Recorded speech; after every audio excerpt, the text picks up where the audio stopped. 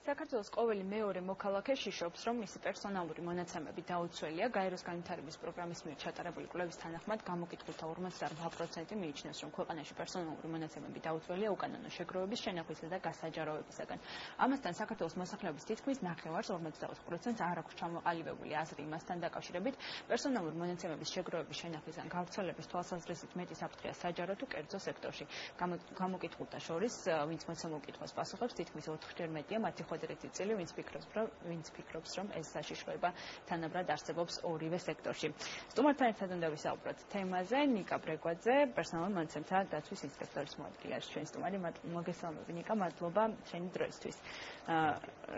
საკმაოდ ბევრი და საინტერესო მაჩვენებლები და ტენდენცია გამოვლინა კვლევამ. ანუ დაწყებული იქიდან რომ ადამიანები ფიქრობენ, რომ მათი პერსონალური მონაცემები დაცული არ არის, დამთავრებული იმით, რა მიეჩნიათ საერთოდ პერსონალურ მონაცემებად. თქვენ ინსპექტორის აპარატმა რა დაინახეთ ამ კვლევის შედეგად, რაც ქმედითი ნაბიჯები უნდა გადადგათ? მადლობა მოწვევისთვის. პირველ რიგში უნდა აღინიშნოს, რომ აღნიშნულმა კვლევამ, რომელიც გაეროს მეშვეობით, ევროკავშირის მეშვეობით იქნა ჩატარებული, საკმაოდ ბევრი მიმართულებით დაგვანახა თქვა ის საჭიროებები და თქვა გასტარებელი ღონისძიებები, სად უფრო მეტად არის საჭირო და რა მიმართულებები. როგორც აღინიშნა კვლევის შედეგად, მოქალაქეები თვლიან, რომ თანაბრად საჭიროებს მონაცემები დაცვას როგორც საჯარო, ასევე კერძო სექტორში, თუმცა ამავე კვლევის მიხედვით იქნა ერთი საინტერესო დეტალი ხაზგასმული, რომ ყოველი 10 გამოკითხული მოქალაქიდან 8 ფიქრობს იმასთან დაკავშირებით, რომ პერსონალური მონაცემების დაცვა არის მნიშვნელოვანი. გამომდინარე იქიდან, რომ ინსპექტორის აპარატი სულ 4 წელი არის, რაც ქვეყანაში ფუნქციონირებს, ნამოდის განმავლობაში ვფიქრობთ, რომ აღნიშნული შედეგის მიღწევაც კი საკმაოდ გადებით ნაბიჯად და პოზიტიურ ტენდენციად შეიძლება შეფასდეს. თუმცა სხვადასხვა მიმართულებით ძალიან ბევრი ღონისძიება არის გასტარებელი, მათ შორის კერძო სექტორის მიმართულებითაც. ჩვენ აქტიურად მუშაობთ სხვადასხვა კომპანიებთან, ჩვენს თავდაპირველ ფოკუს ჯგუფს და ამჟამადაც უფრო მეტად დიდი და საშუალო კომპანიები წარმოადგენენ, ვინაიდან მათთან არსებული მონაცემთა ბაზები უფრო მეტი მოცულობისაა, შესაბამისად უფრო მეტ მონაცემებს ამუშავებენ და აქედან გამომდინარე ის რისკები, რაზეც აი კვლევაში იქნა გამახვილებული ყურადღება, უფრო მეტად არის წარმოჩენილი. ამ მიზნით ჩვენ გვაქვს გარკვეული სახის შეხვედრები, როგორც ასოციაციების წრეებში, ასევე თითოეულ კომპანიებთან. ამავე კვლევაში იქნა დაფიქსირებული მათ შორის კომერციული ბანკების მხრიდან, მობილური ოპერატორების მხრიდან იმასთან დაკავშირებით, რომ მათ შემუშავებული აქვთ მთელი რიგი პოლიტიკის დოკუმენტები, მოაწეს რიგი ასე ვთქვათ, სახელშეკრულებულ თვალსაზრისით პერსონალური მონაცემების დაცვასთან მიმართებით მთელი რიგი საკითხები, თუმცა ჩვენი ხედვით ეს საკმარისი ამ ეტაპზე არ არის. ვინაიდან როგორც ახლა პრაქტიკა აჩვენებს, ხშირი არის მრავალპუნქტიან ხელშეკრულებაში ამ პოლიტიკის დოკუმენტებში იმგვარი ვორდინგის გაწერა, რომელიც რიგითი მომხმარებლისთვის მარტივად აღსაქმელი ან ხელმისაწვდომი შეიძლება არც იყოს. და ამ მიზნით ჩვენ მაქსიმალურად გეგმავთ, რომ შევთავაზოთ მსხვილ მონაცემთა დამუშავებლებს უფრო გამარტივებული ფორმით მომხმარებლებისთვის ინფორმაციის მიღწევების სხვადასხვა ალტერნატიული საშუალებების შესახებ. ასევე მაინტერესებს ის, რაც მოქალაქეებს მიაჩნიათ პერსონალურ მონაცემებთან. ძალიან საინტერესო სტატისტიკა იყო, გავეცანი ესე ყურადღებით. თან განსაკუთრებით კარგად იყო აღწერილი რა ეგონათ პერსონალური მონაცემები სანამ კონკრეტულ მინიშნებებს მიიღებდნენ და რა ეგონათ შემდეგ. თავიდან აღმოჩნდა რომ ეგონათ როცა სახელი, გვარი, ტელეფონი და მაგალითად საბანკო მონაცემები არ ეგონათ მაინც და მაინც პერსონალური ინფორმაცია, თუმცა მინიშნების შემდეგ აღმოჩნდა რომ თურმე ყოფილა, ანუ უფრო მეტმა ადამიანმა გასცა პასუხი. აი ამ თვალსაზრისით რამდენად უმჯობესდება სიტუაცია, ჩვენ ვიცით რომ დღესაც ძალიან ბევრი ადამიანი არსებობს, ვინც კარგად და ბოლომდე ვერ ჩამოყალიბებული არის იმასთან დაკავშირებით, თუ რა არის მისი პერსონალური მონაცემები, რაც უნდა დაიცვას. მათ შორის სოციალურ ქსელებში თუნდაც ნებისმიერ ადგილას. ამასთან დაკავშირებით ძალიან საინტერესო იყო კვლევის მეთოდიკა. ანუ ერთი თავდაპირველად, როდესაც ხდებოდა პირის გამოკითხვა, რასაკვირველია მოლოდინი იმასთან დაკავშირებით პერსონალური მონაცემების საკმაოდ დიდი ჩამონათვალი ექნებოდა, თქვათ არ იყო. თუმცა, როდესაც ხდებოდა ქსის მიწოდება და ამ სიაში იყო ჩამოთვლილი იმგვარი პერსონალური მონაცემები, როგორც თქვენ აღნიშნეთ, საბანკო მომსახურებასთან დაკავშირებული ინფორმაცია, ასამართლობასთან, ჯანმრთელობის მდგომარეობასთან, შრომით ურთიერთობებთან და ასე შემდეგ. უკვე მოქალაქეები რეალურად აიდენტიფიცირებდნენ უკვე მათთვის პრაქტიკაში გამოვლენილ სხვადასხვა ურთიერთობისას არსებულ პრობლემებს. მაგალითისთვის საბანკო საიდუმლოებასთან დაკავშირებული საკითხი იმიტომ იქნა წინ წამოწეული, რომ როგორც ჩვენთან მიღებული განცხადებების და განხილვის სტატისტიკა მოწმობს, საკმაოდ ხშირი არის, როდესაც სესხის ამოღებასთან დაკავშირებით ხდება სხვადასხვა სახის ღონისძიებების გატარება, იქნება ეს უშუალოდ კომერციული ბანკების მხრიდან თუ მათი მომსახურე ამოღები კომპანიების მხრიდან, საკმაოდ ხშირია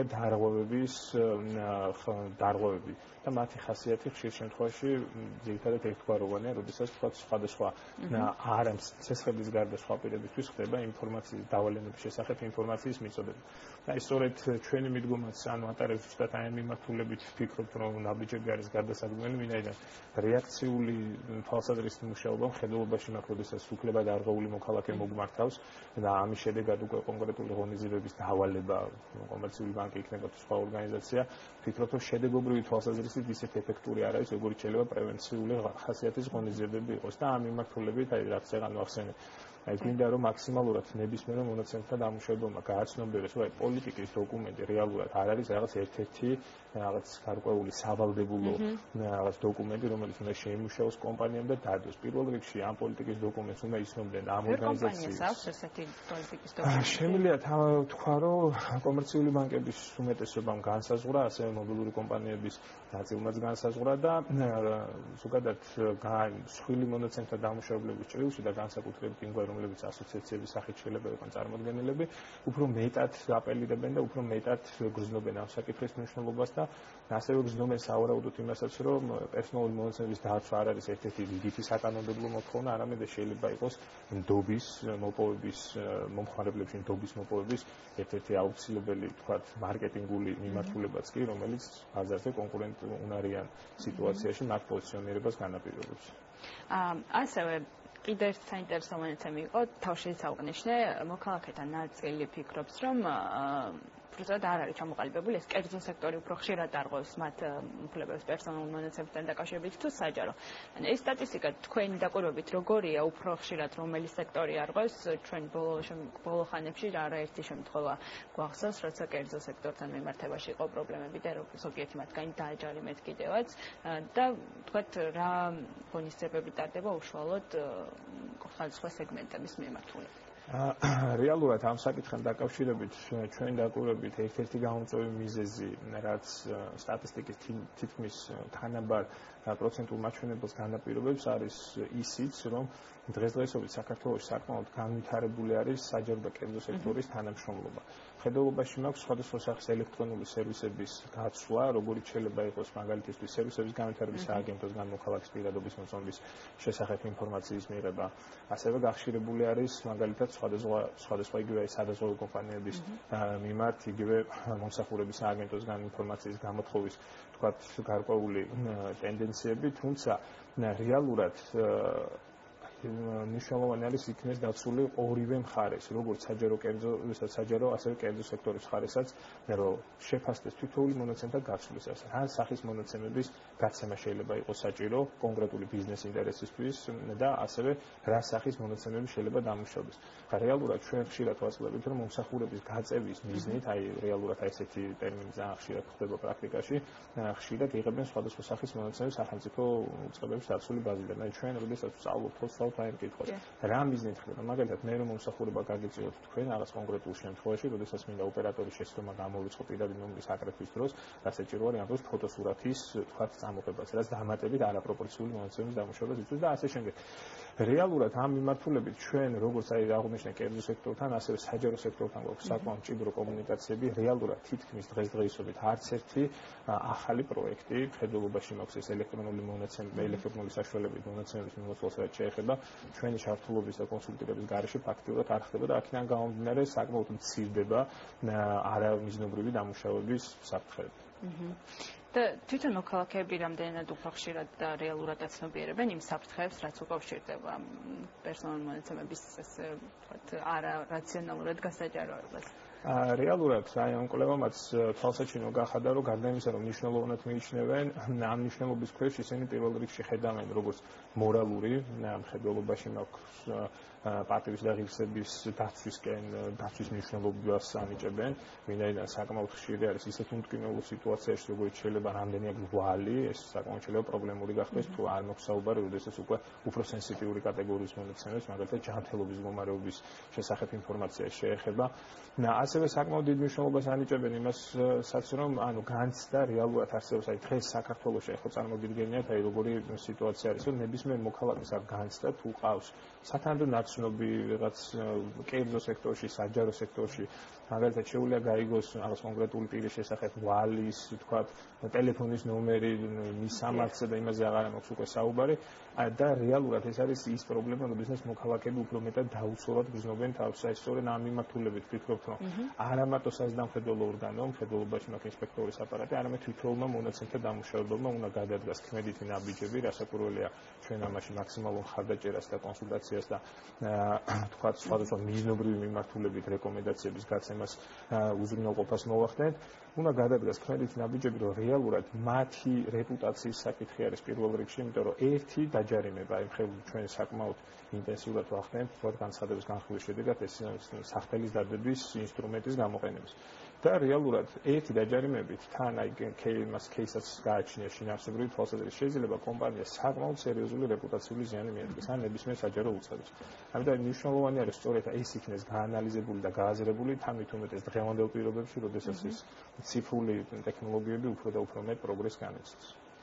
და ჩემი ბოლო კითხვა ძალიან მოკლედ, იმიტომ რომ რეკლამის დრო გვიწევს, უწყებების ჩამონათვალია იყო, რომელი უწყებებისგან რომელ უწყებას არ ენდობიან ყველაზე მეტად მოქალაქეები პერსონალური მონაცემების თვალსაზრისით და ძალოვანი სტრუქტურები იყო ერთ-ერთი პირველი ამ ჩამონათვალში, თუმცა მოხდა მედიაც სადღაც შუაში და თქვენი აზრით ან რას აჩვენებს ეს მონაცემები და ასევე ჯანდაცვა ახსენეთ და ამაზეც მინდა გითხრათ, ჯანდაცვის სექტორში ძალიან მნიშვნელოვანია და ხშირად არის საუბარი, რომ არ არის დაცული ადამიანის პერსონალური ინფორმაცია ამის შესახებ თუ მიმდინარეობს მუშაობა საავადმყოფოებთან ან კლინიკებთან.